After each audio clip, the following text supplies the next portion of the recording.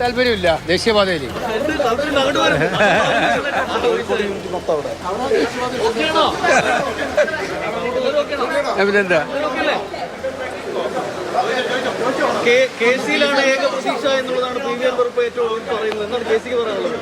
ഞാനത് വിശദമായിട്ട് കേട്ടില്ല. കാരണം എന്ന് വെച്ചാൽ ഞാൻ ബാംഗ്ലൂരിൽ ജയ്ഹിന്ദ് സഭയിൽ ഇരിക്കുകയായിരുന്നു. പാർട്ടിയുടെ ഏറ്റവും പ്രധാനപ്പെട്ട നമ്മുടെ വിരമിച്ച സൈനിക പ്രവർത്തകരൊക്കെ ആയിട്ടുള്ളൊരു മീറ്റിംഗ് ആയിരുന്നു. ജയ്ഹിന്ദ് സഭ രാജ്യമൊട്ടാകെ നടത്തുന്ന സഭയുടെ ഭാഗമായിട്ട് ബാംഗ്ലൂരിലെ പരിപാടിയിൽ ഇരിക്കുകയായിരുന്നു. അത് കഴിഞ്ഞ ഉടനെ ഞാൻ ഈ പ്രോഗ്രാമിന് വരുന്നതുകൊണ്ട് ഫ്ലൈറ്റിൽ കയറി. എന്താണ് വിശദമായി നടന്നതെന്ന് എനിക്കറിയില്ല.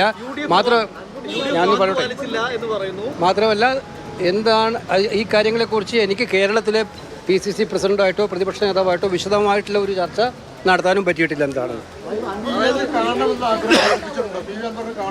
അല്ല, ഒരു കാര്യം ഇതിനകത്ത് ഞാൻ മനസ്സിലാക്കുന്നത്, ഇതെല്ലാം പ്രശ്നങ്ങളെല്ലാം പരിഹരിക്കപ്പെടേണ്ടത് തന്നെയാണ്. എന്നുവെച്ചാൽ സ്വാഭാവികമായിട്ടും നിലമ്പൂർ ബൈ ഇലക്ഷൻ വന്നത് എന്തുകൊണ്ടാണ് നിലമ്പൂരിലൊരു ബൈ ഇലക്ഷൻ ഉണ്ടായത്?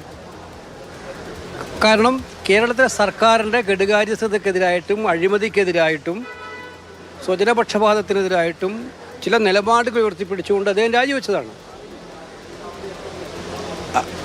സർക്കാരിൻ്റെ അഴിമതിക്കെതിരായി സർക്കാരിനെ താഴെ ഇറക്കാൻ വേണ്ടിയിട്ടുള്ള ആദ്യപടിയായിട്ടുള്ള ഒരു ശ്രമം അദ്ദേഹത്തിൻ്റെ ഭാഗത്തു നിന്നുള്ള നിലയിലാണ് അദ്ദേഹം അത് രാജിവെച്ചത്.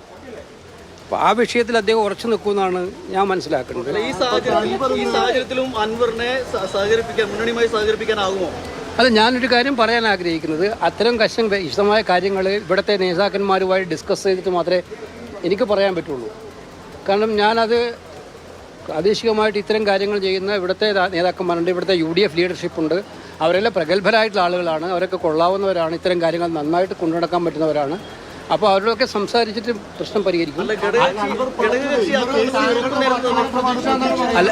അത് ഞാൻ അതുകൊണ്ട് അത് പാർട്ടിയുടെ ലീഡർഷിപ്പിലെ ഹൈക്കമാൻഡിൻ്റെ ഭാഗമായിട്ട് നിൽക്കുന്നത് കൊണ്ടായിരിക്കും അങ്ങനെ അദ്ദേഹം പറഞ്ഞിട്ടുണ്ടാവുക.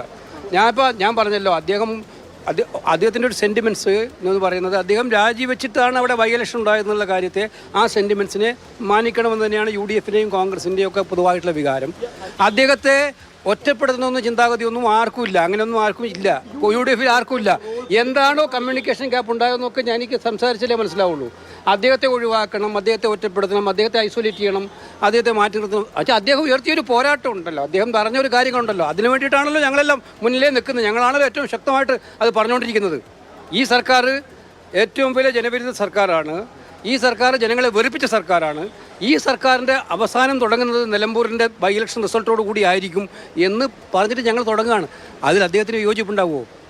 എനിക്കറിയില്ല. അദ്ദേഹത്തിന് അല്ല, ഞാൻ പറഞ്ഞല്ലോ, പ്രതിപക്ഷ നേതാവായാലും KPCC പ്രസിഡൻ്റായാലും മറ്റു കോൺഗ്രസ് ഉന്നത നേതാക്കളായാലും അതുപോലെ UDFിലെ പ്രഗത്ഭരായ നേതാക്കളായാലും അവരൊക്കെ എല്ലാവർക്കും ഇക്കാര്യത്തിൽ അങ്ങനെ അൻവറിനെ ഐസൊലേറ്റ് ചെയ്യണമെന്നോ അൻവറിനെ മോശമാക്കണമെന്നോ വിചാരിക്കുന്നത് എനിക്ക് തോന്നുന്നില്ല.